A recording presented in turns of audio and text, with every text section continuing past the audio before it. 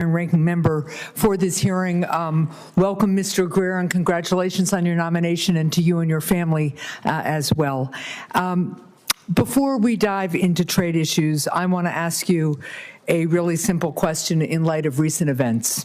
If directed by the President of the United States to take action that would break the law, would you follow the law or follow the President's directive? I can't imagine the President asking me to break the law, and I never would do it. And if he directs you to do something that would break the law, you will stand by the law or stand with the President? I will always stand by the law, and the President will too. Thank you. We will differ on the last point, but we will certainly hold you to that commitment. Over the weekend, President Trump announced tariffs on all products imported from Canada, which he has since delayed but will go into effect in a few weeks.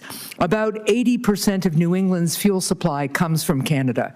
Before the President delayed the tariffs to next month, some home heating oil customers in New Hampshire were notified that they would have to pay a 10% surcharge, the proposed amount of the tariff, on their home heating oil bills. That would add over $100 to the cost of filling a 275-gallon tank with home heating oil. The President's tariffs on imports from Canada would also drive up many other prices in New Hampshire, given that Canada is New Hampshire's largest trading partner. So, Mr. Greer, if confirmed, how would you track the impact of the President's tariffs on New Hampshire's families and small businesses, and what actions would you take to address increased prices caused by these tariffs?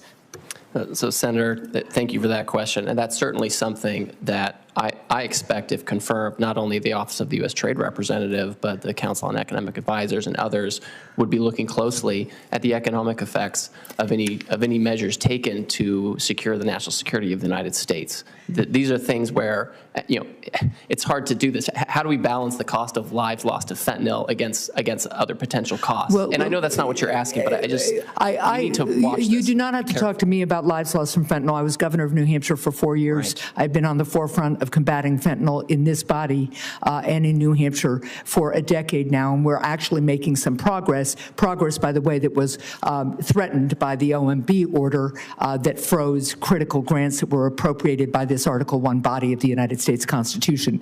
But look, what I have heard from my customers, some of whom voted for Mr. Trump because he promised them their essential costs would come down.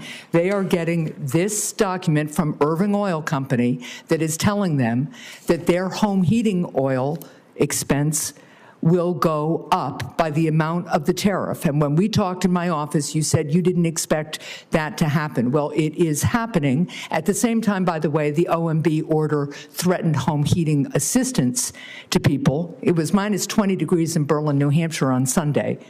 And between the tariff threat and the home heating oil freeze, people are really worried about being able to heat their homes. So what I want to know is, what will you do, if confirmed, to combat that increase in price caused by tariffs?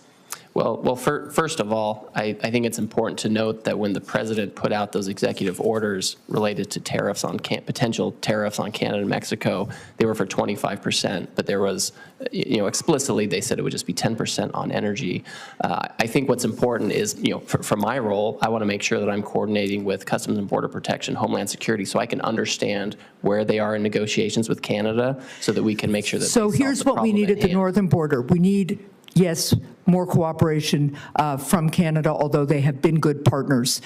We need a lot more border personnel from the United States government, and we need to take some other quick actions. But let me just remind you that $100 more for a family to fill their heating tank is a significant cost and may cause some real harm. And there are other ways to combat the security issues than you're talking about, than making people who are hardly making it through the winter pay $100 more for each tank of oil. Now let's turn to another issue. When we met in December, we discussed creating a hotline at the Office of the U.S. Trade Representative for small businesses to call to help navigate increased prices from tariffs. This hotline would also help small businesses navigate any exclusion process set up by the administration. It's critical for the New Hampshire small businesses that any exclusion process be fair, transparent, and nonpartisan.